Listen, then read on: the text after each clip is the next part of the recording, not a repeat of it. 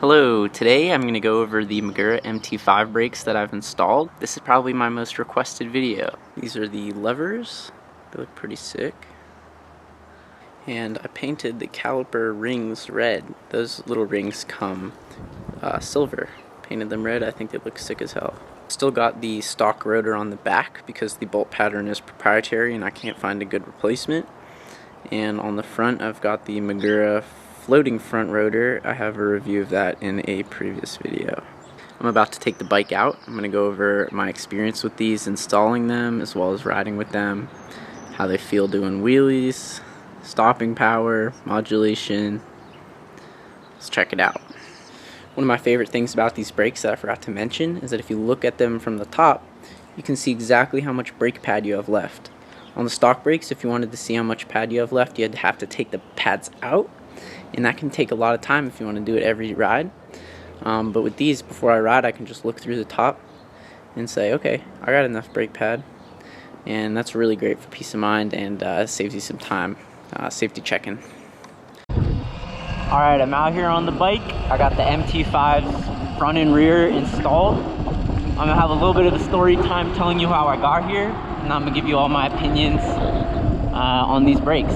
So for the first year and a half, I was riding with the stock brakes, the stock levers, stock calipers, and after about the second month of ownership, I realized it was time to replace the pads. So I got the Shimano pads that everybody gets, the Shimano HC30s, the metals, and they're great. They have little heat fins, so they've got better heat dissipation than the stock pads, and it was like a night and day difference replacing the stock pads with those Shimano pads. So I was riding this, one second, I gotta wheel it. So I was riding the Shimano pads for a minute there, for about a year, and they were great. I would totally recommend them, and I don't even think you need I don't think you need new pads. Like, I really don't. I mean, I don't think you need new brakes.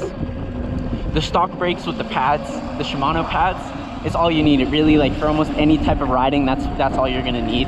But then it came time about a year later for me to replace the pads. I'm a noob and they weren't fitting, so I tried to move the piston back a little bit, ended up popping the piston out entirely, and a bunch of fluid went everywhere, and it was obvious that I would need to bleed the brake. That was the front brake. So I thought, you know what, instead of going to a shop and paying like $80 or whatever for them to bleed it, I may as well spend $120 and just get new brakes altogether.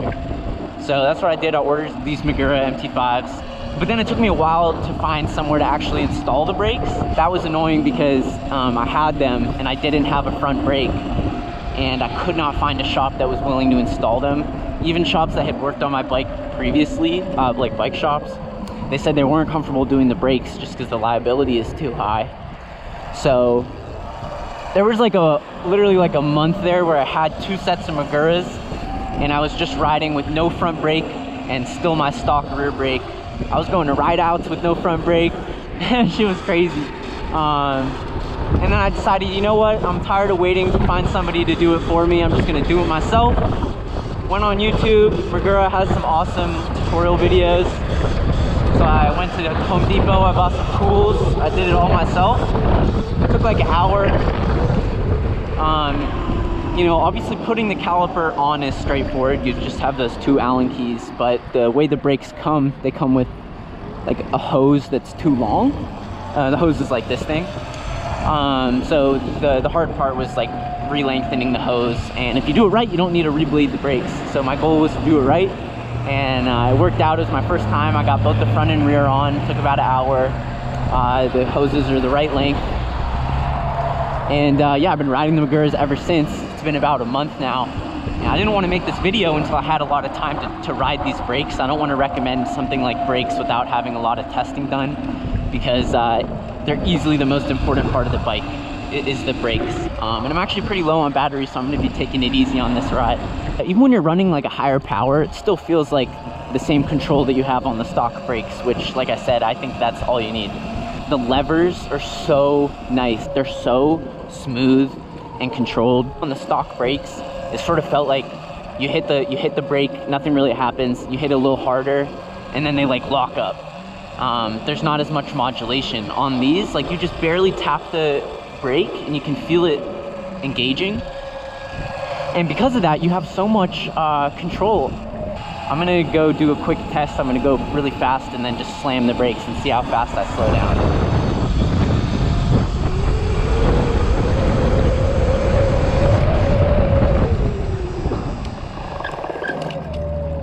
Fuck yeah, that's good. Oh my God, I'm on 6%. I'm gonna go down to my slow mode and just crawl home.